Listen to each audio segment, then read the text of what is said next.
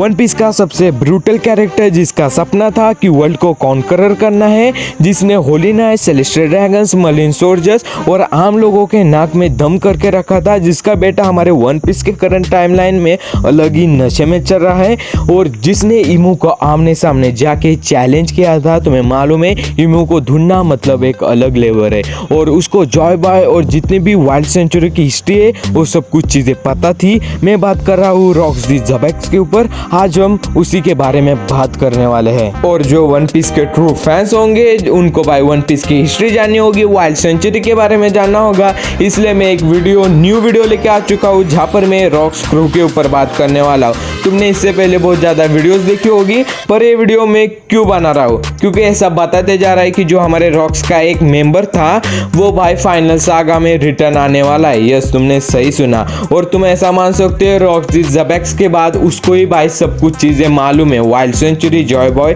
सब कुछ चीज़ें मालूम है। मतलब तुम्हें ऐसा समझ लेना एक ओल्ड कैरेक्टर जिसको भाई सब कुछ चीज़ें मालूम है वो फिर से भाई फाइनल सागा में रिटर्न आएगा तो क्या क्या चीज़ें होने वाली है। वरना वो मतलब तुम ऐसा मानो वही नहीं तो जो हमारे रॉक्स के क्रूमेट्स है उसमें से ऐसे बहुत ज़्यादा अननोन कैरेक्टर्स है वो भी भाई फाइनल सागा में रिटर्न आने वाले हैं। और आज हम इसी चीज़ के ऊपर बात करने वाले हैं और तुम्हें इंफॉर्मेशन देने वाले हैं। और पहले काम कर लेना भाई, पूरी तरीके से साइलेंट हो जाना और भाई कान में हेडफोन लगा देना और ये वीडियो भाई यू नो तुम जाके ना थोड़ा कोने में सुन लेना क्योंकि यहाँ पर बहुत ज़्यादा इंफॉर्मेशन मिलने वाली है। तो ज़्यादा देरी नहीं करते, वीडियो को करते स्टार्ट। देखो आज हम किस टॉपिक के ऊपर बात करने वाले हैं। हम रॉक्स पायरेट के ऊपर ही बात करने वाले हैं पर एक अलग टॉपिक के ऊपर। मतलब जो अभी हमारी वन पीस की करंट टाइमलाइन चली है वहाँ पर ऐसे कौन से बंदे जो रॉक्स पायरेट के जितने भी मेंबर्स थे उसमें से कौन से बंदे अलाइव है। यस, कौन से बंदे अलाइव है जिनकी डेथ हो चुकी है और कौन से बंदे अननोन है। यस, तुमने सही सुना। ये कंटेंट तुम्हें किसी भी बंदे ने नहीं दिया होगा क्योंकि मैंने सोचा एक न्यू कंटेंट लेके आते। और एक चीज़ की जब हमारा रॉक्स दी ज़बैक्स का क्रू डिसबैंडल हो चुका था उसके बाद ऐसे कौन से मेंबर्स थे जिन्होंने अपने खुद के दम के ऊपर अपना खुद का एक न्यू क्रू बनाया और स्ट्रॉन्गेस्ट कैरेक्टर हो चुके। तुम्हें व्हाइट बियर्ड, काइडो सिर्फ इतने ही नाम पता होंगे पर एक अलग अलग नाम है जो अभी मैं आपको बताने वाला हूँ। पहले हमारे रॉक्स दी ज़बैक्स के जो क्रू के मेंबर्स थे वो 70 मेंबर्स थे। फर्स्ट बाय आता है captain of crew Rocks D Xebec, उसके बाद Whitebeard, Big Mom, Kaido, Captain John, गेंजू, डॉन मार्ले, गिलबास्टर, उसके बाद गोलोरिसा, स्टेरूनस, उसके बाद मिस स्टेसी, उसके बाद शिकी, उसके बाद मैडम शार्ले, ओचाकू, सिल्वर एक्स, कायो, उसके बाद बार्बर और ये जो मैंने अभी 70 आपको नाम बताए ये सब रॉक्स दी ज़बैक्स के क्रूमेट्स थे। अभी हम पहले बात करते कि रॉक्स दी ज़बैक्स के क्रू में से कौन से बंदों की डेथ हो चुकी है और किस चीज़ के वजह से उन लोगों की डेथ हो चुकी है। देखो पहले तो रॉक्स दी ज़बैक्स की डेथ हो चुकी है Whitebeard, Big Mom, Kaido, Captain John, गेंजू, डॉन मार्ले और गिलबास्टर, इन लोगों की हमारी डेथ हो चुकी है रॉक्स दी ज़बैक्स के क्रूमेट्स की और खुद रॉक्स भी इसमें ढेर हो चुका है। हम बात करते हैं कि इनकी डेथ किस वजह से हुई है। रॉक्स दी ज़बैक्स की डेथ भाई गॉड वैली के वॉर में हुई थी, उसके बाद व्हाइट बियर्ड की डेथ मरीन फोर्ट में हुई थी और बिग मॉम और काइडो की नाम भी बताने की जरूरत नहीं, उनको भाई हमारे लूफी ने वानो में डिफीट करके उनको भाई लिटरली खत्म कर दिया था।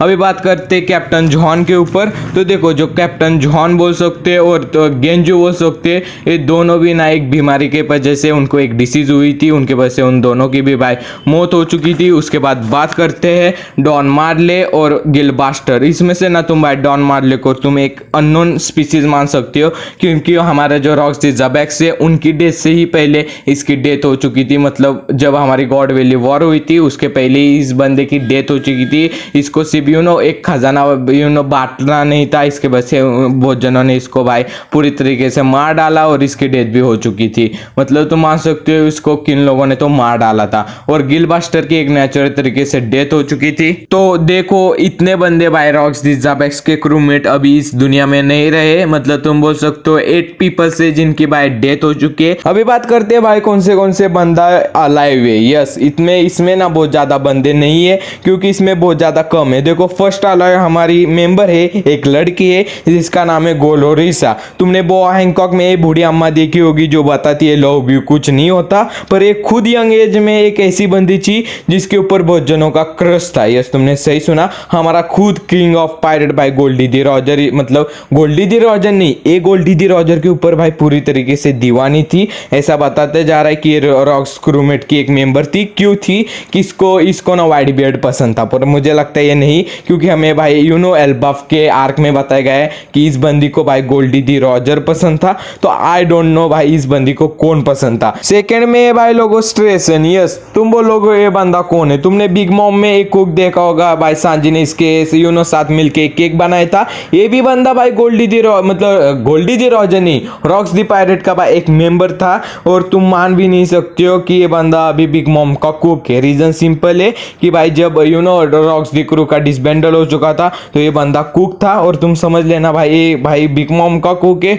तो भाई ये बंदा भाई रॉक्स दी पायरेट में भी भाई कुक होगा। तो बात करते लास्ट में, तो उसका नाम है मिस टेसी। यस तुम्हें मालूम है वाइट बियर्ड मरने के बाद एक लड़की क्लेम कर रही थी कि भाई कि वाइट बियर्ड मेरा पति है और एक गेंडा सांडिस का भाई बच्चा है वाइट बियर्ड का। तो देखो ये जो थ्योरी है ना, ये मान सकता हूँ 99% भाई सही भी हो सकती है, क्योंकि ना हमें बताया गया है एल्बाफ के आर्क में कि वाइट बियर्ड ये जो लड़की थी वाइट बियर्ड के ऊपर क्रश था, और वाइट बियर्ड का भी ऐसा बोला जाता है थोड़ा बहुत क्रश था। तो भाई ये भी बंदी हो सकती है। तो ये भी बंदी भाई रॉक्स दी क्रू का एक मेंबर थी, और ये भी बंदी अभी अलाइव है। तो इतने ये 3 ही मेंबर थे जो अभी अलाइव है। अभी बात करते हैं अननोन के ऊपर हम। तो देखो अननोन में बहुत ज्यादा नाम है भाई, ढेरों नाम है। मैं नाम बोलते बोलते थक जाऊंगा, तभी भी नाम खत्म नहीं होंगे।